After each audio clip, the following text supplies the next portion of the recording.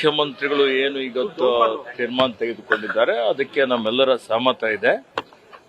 ಮರು ಸಮೀಕ್ಷೆ ಮಾಡಬೇಕು ಅನ್ನೋಂಥದ್ದಾಗಿದೆ. ಅದು 10 ವರ್ಷದ ಹಳೇದಾದಂಥ ಒಂದು ವರದಿ.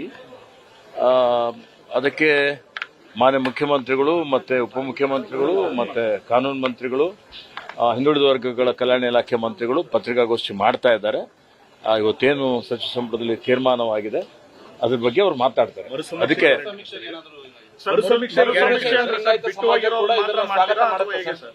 ನೋಡಿ, ಈಗ ಮರು ಸಮೀಕ್ಷೆ ಮಾಡುವಂಥದ್ದು ಯಾವ ರೀತಿಯಲ್ಲಿ ಮಾಡಬೇಕು ಅನ್ನೋಂಥದ್ದು ತೀರ್ಮಾನ ಆಗತ್ತೆ. ಕಾನೂನು ಅಭಿಪ್ರಾಯ ಎಲ್ಲವನ್ನು ತೆಗೆದುಕೊಂಡು ತೀರ್ಮಾನವನ್ನು ಮಾಡ್ತಾರೆ. ಮರು ಸಮೀಕ್ಷೆ ಆಗುತ್ತೆ.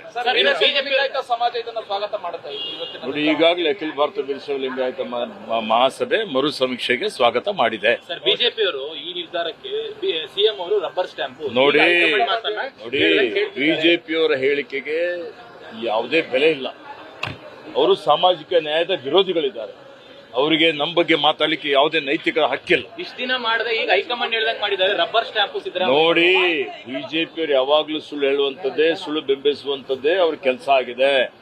ಅವ್ರ ಜವಾಬ್ದಾರಿ ಇತ್ತು. ಅವ್ರು ಏನ್ ಮಾಡಿದ್ರು? ಅವ್ರು ಏನಾದ್ರು ಮಾಡಿದಾರ? ಅವ್ರು ಇದ್ರಲ್ಲಿ 4 ವರ್ಷ ಅಧಿಕಾರದಲ್ಲಿ ಅಥವಾ ಕೇಂದ್ರದಲ್ಲಿ ಇದ್ದಾರಲ್ಲ, ಏನಾದ್ರು ಮಾಡಿದಾರ? ಅವ್ರು ಏನೂ ಮಾಡಿಲ್ಲ. ಮತ್ತೆ ಬಿಜೆಪಿಯವರು ಏನೂ ಮಾಡದೆ ಬರೀ ಜನರಿಗೆ ಮೋಸ ಮಾಡುವಂಥದ್ದು, ಜನರಿಗೆ ದಾರಿ ತಪ್ಪಿಸುವಂತ ಕೆಲಸ ಮಾಡ್ತಾ ಇದ್ದಾರೆ. ಅದನ್ನು ಖಂಡಿಸ್ತೇನೆ. ನೋಡಿ, ಮಾನ್ಯ ಮುಖ್ಯಮಂತ್ರಿಗಳು ಅತ್ಯಂತ ಜನಸಮೂಹದ ನಾಯಕರು, ಜನಪ್ರಿಯ ನಾಯಕರು. ಅವ್ರಿಗೆ ಈ ರೀತಿ ಹೇಳುವಂಥದ್ದು ಅದನ್ನು ತೀವ್ರವಾಗಿ ಖಂಡಿಸ್ತಾರೆ.